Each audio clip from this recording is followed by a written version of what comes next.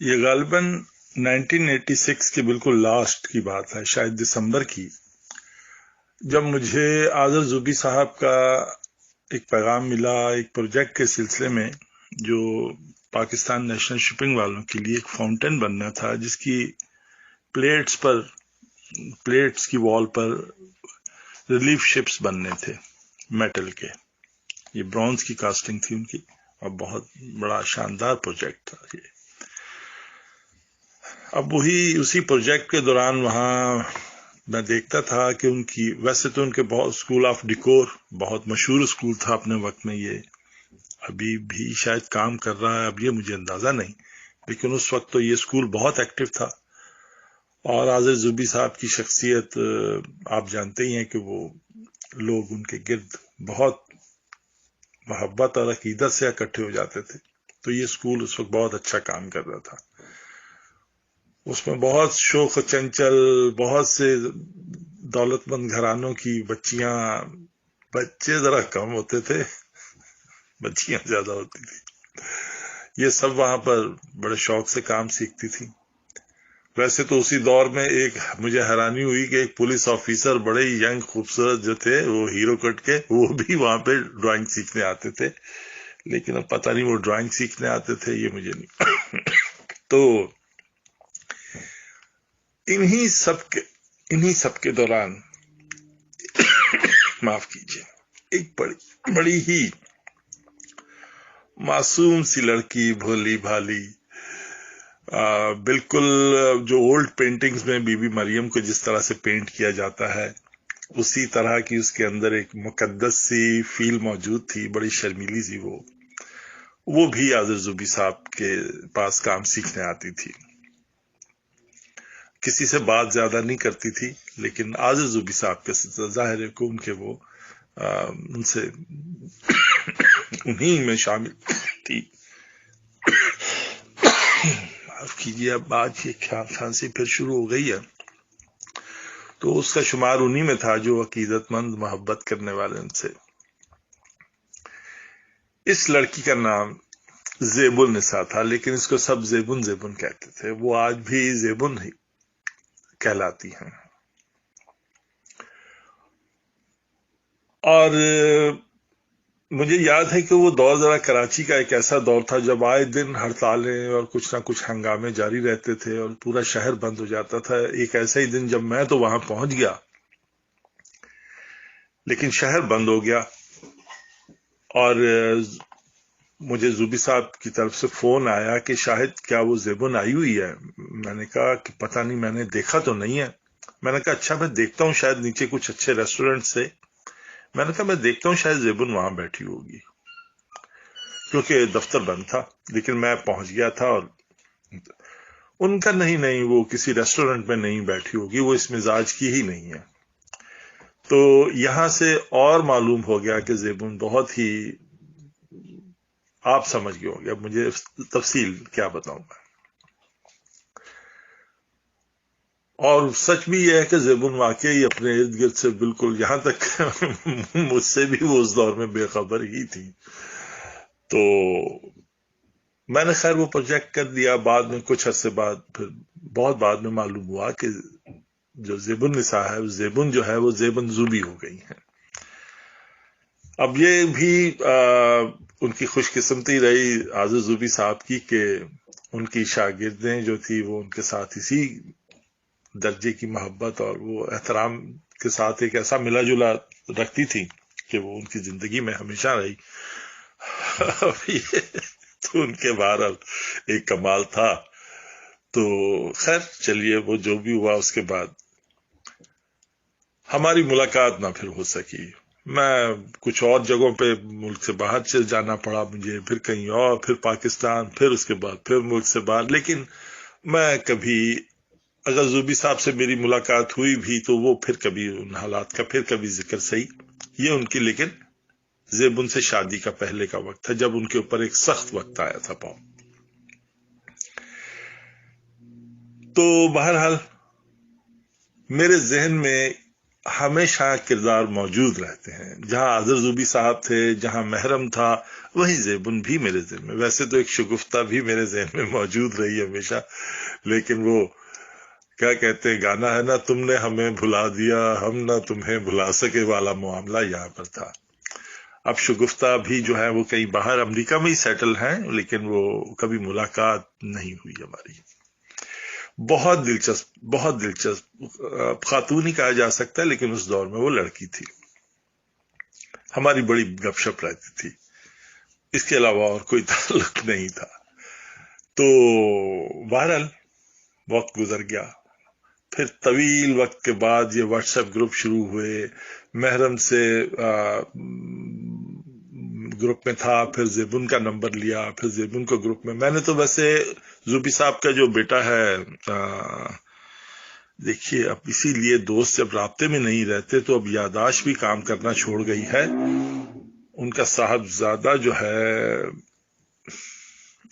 چلیے بہرحال اس کو بھی میں نے گروپ میں شامل کیا تھا، لیکن وہ ذرا الگ تھلگ رہتا ہے اور اس کی کچھ مجبوریاں ہیں.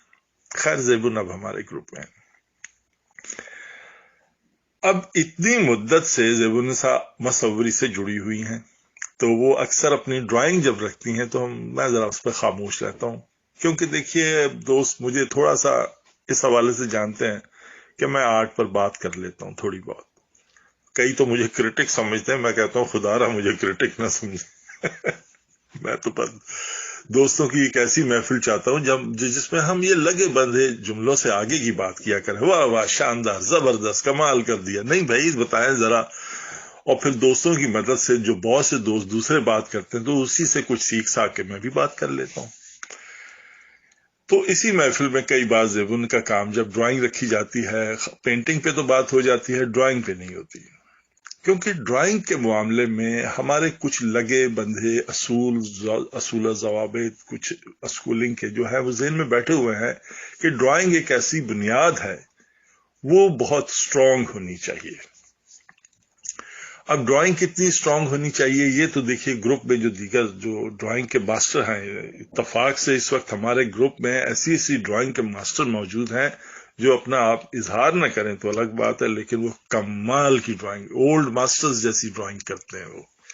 تو ڈرائنگ کی اہمیت پر تو وہ مجھ سے زیادہ بات کریں گے، لیکن میں اس کی ایک الگ پیراڈائم میں بات آج کروں گا، جس میں سب سے پہلے تو دیکھیے زیبن کے کام پہ تنقید سامنے آتی ہے ہمارے ذہن میں کہ زیبن اتنی مدت سے اگر مصوری سے جڑی ہیں تو ہمیں ان کی ڈرائنگ اتنی سٹرونگ کیوں نہیں نظر آتی. جی ہاں یہ سچ ہے کہ ہم جو اصول و ضوابط کے ساتھ جو سٹینڈرڈز ہمارے ذہن میں ڈرائنگ کے موجود ہیں، زیبن کی ڈرائنگ ہمیں اس معیار پر نظر نہیں آتی. اس کی کیا وجہ ہے؟ اب یہاں آج انہوں نے اتفاق سے عمران خان صاحب کی پورٹریٹ رکھی. اب دیکھیے کہ جو تو عمران خان صاحب کے سے ان پر اختلاف رکھنے والے ہیں، وہ اس بات پر اس پورٹریٹ کو پسند کر سکتے ہیں کہ اس میں بہت کمیاں نظر آ رہی ہیں، اور جو ان سے محبت کرنے والے ہیں وہ اس بنیاد پہ پسند کرنے والے ہیں کہ انہیں ان میں کوئی کمی نظر ہی نہیں آتی. تو اس لیے ہم شخصیت جس کی پورٹریٹ ہے اس پر بات نہیں کریں گے، ہم ڈرائنگ کی کوالٹی پہ بات کریں گے. تو ڈرائنگ کی کوالٹی میں ہمیں ریزمبلنس جو ہے وہ بھی کم نظر آتی ہے.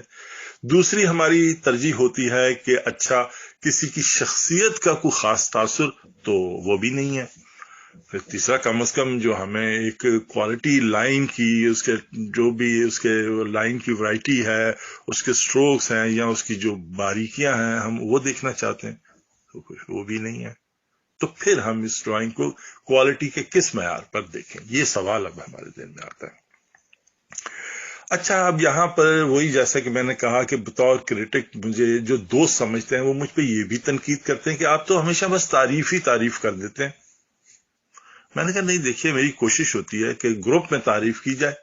ہاں ایک راز میں نہیں بتاتا کہ میں ذاتی طور پہ کبھی کبھی تنقید کر دیتا ہوں، لیکن وہ پھر ذاتی طور پہ ہوتی ہے. جیسے کہ دوست اکثر جو مجھے آپ نے دیکھا ہی ہوگا گروپ میں، وہ تنقید مجھ پہ گروپ میں کرتے ہیں، تعریف میری ذاتی طور پہ کرتے ہیں.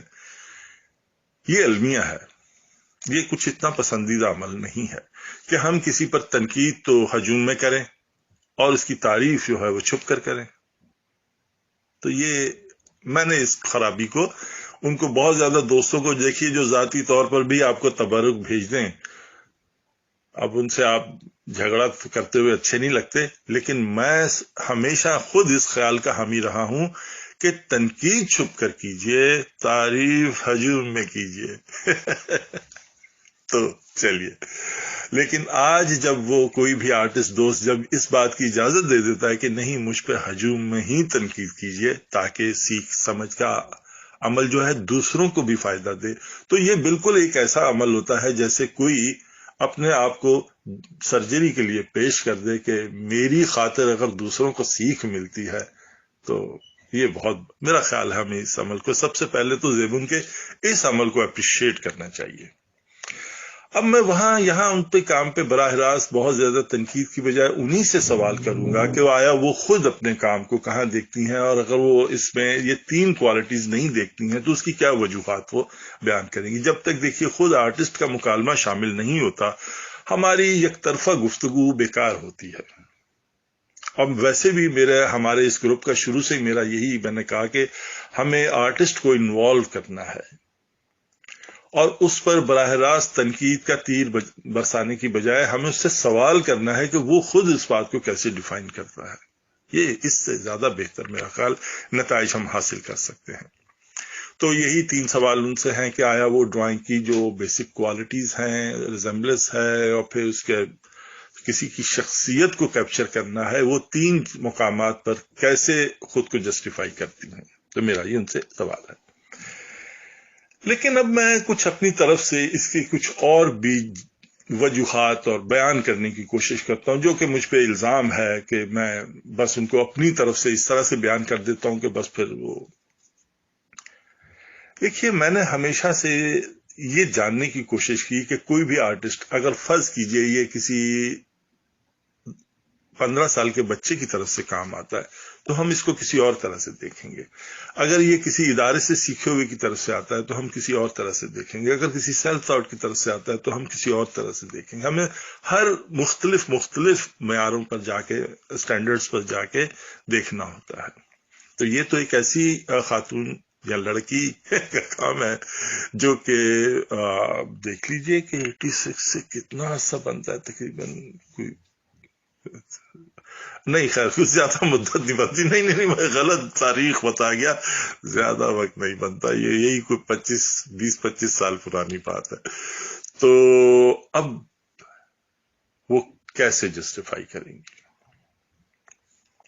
ہاں، لیکن جو میرے ذہن میں آلریڈی یہ چیزیں بیٹھی ہوئی ہیں، میں نے یہ سیکھا کہ کچھ لوگ ڈرائنگ کی جو اسکولنگ کے معیار ہیں ان کے معیار پر وہ کبھی ڈرائنگ کر ہی نہیں پاتے. ان کی ڈرائنگ کبھی اولڈ ماسٹرز جیسی ڈرائنگ کے جو ہمارے سٹینڈرڈز ہیں ان پر وہ پہنچ ہی نہیں پاتے.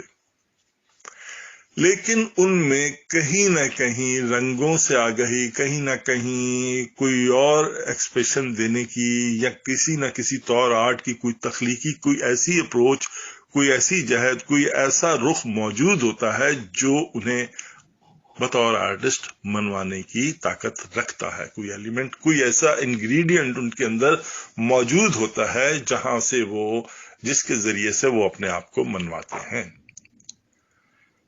تو میں نے ان حوالوں سے، ان دیگر ڈرائنگ کے علاوہ ان حوالوں سے زیبون کے کام میں کہیں نہ کہیں ایک سوچ، بچار، جستجو، نئی بات ڈھونڈنے کی خواہش، اور اس کو تخلیقی انداز میں کسی مختلف انداز سے بیان کرنے کی جو طاقت ہے، اہلیت ہے، وہ ہمیشہ محسوس کی ہے، اس کو دیکھا ہے میں نے.